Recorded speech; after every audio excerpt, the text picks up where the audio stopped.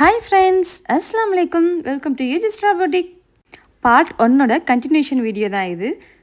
Lunch முடிச்சுட்டு அப்படியே நம்ம ஜோயா ஆலுக்காஸ் வந்தாச்சு. ஜுவல்லோட ரேட்டு எவ்வளோ தான் கூட இருந்தாலும் பட் கஸ்டமர் அங்கே எப்போதுமே இருந்துகிட்டே தான் இருக்காங்க. இங்கே கலெக்ஷன்ஸ் எப்போதுமே ரொம்ப ரொம்ப யூனிக்காகவும் ரொம்ப கம்மியான மேக்கிங் சார்ஜ் வேஸ்டேஜ் அந்த மாதிரி ரொம்பவே அஃபோர்டபுளாக தான் நமக்கு தராங்க. கோல்டு ஜுவல்லரி எது, டைமண்ட் ஜுவல்லரி எது அப்படின்னு தெரியாத அளவுக்கு கோல்டு ஜுவல்லரியில் ரொம்ப ஃபினிஷிங்காகவே ஸ்டோன் ஒர்க் வச்ச நெக்லஸ், பேங்கிள்ஸ் இந்த மாதிரி நிறைய ஐட்டம்ஸ் வச்சுருக்காங்க. டைமண்ட் ரிங்ஸ்லாம் ஸ்டார்டிங் வந்து 30,000லேருந்தே டைமண்ட் ரிங்ஸ் ஸ்டார்ட் ஆகுது. டைமண்ட் நெக்லஸ் பார்த்திங்கன்னா 3 lakhலேருந்தே டைமண்ட் நெக்லஸ் ஸ்டார்ட் ஆகுது. சரி, ஓகே, வாங்க நம்ம போன வேலையை பார்த்துடலாம். குட்டி பாப்பாவுக்கு காது குத்துறதுக்காக அரை பவுனில் ஒரு குட்டி ஸ்டெட்டு எடுத்துருந்தோம். அரை பவுன் வச்சு காது குத்த முடியாது அப்படின்னு சொல்கிறதுனால கன் ஷூட்டுக்காக ஒரு சின்ன ஸ்டெட்டு மாதிரி இருக்க சொல்லியிருந்தாங்க 1 கிராமில். நம்ம சின்ன பிள்ளையாக இருக்கும்போதெல்லாம் ஆசாரி வச்சு தான் காது குத்துவாங்க. ரொம்ப வலிக்கும். ஆனால் இப்போ வந்து இது அந்தளவுக்கு பெயின் கிடையாது. பட் பிள்ளைங்க இதுக்கே ரொம்ப அழுகுறாங்க. இந்த வீடியோவில் லாஸ்ட்டில் ஒரு ட்விஸ்ட் இருக்குது. என்னன்னு சொல்லிட்டு லாஸ்ட் வரைக்கும் வெயிட் பண்ணி பாருங்கள்.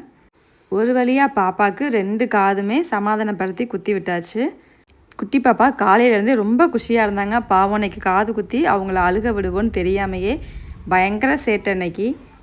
சரி, ஓகே, காது குத்தியாச்சு, வாங்க வீட்டுக்கு போகலாம் அப்படின்னு சொல்லி நினைக்கும் போது அங்கே இருக்கவங்க எல்லோரும் உங்கள் காதுக்கு சைடு காது குத்துனா அழகாக இருக்கும், நீங்களும் குத்திக்கங்க அப்படின்னு சொல்லிட்டு நல்லாவே நம்மளை பிரெயின் வாஷ் பண்ணிட்டாங்க.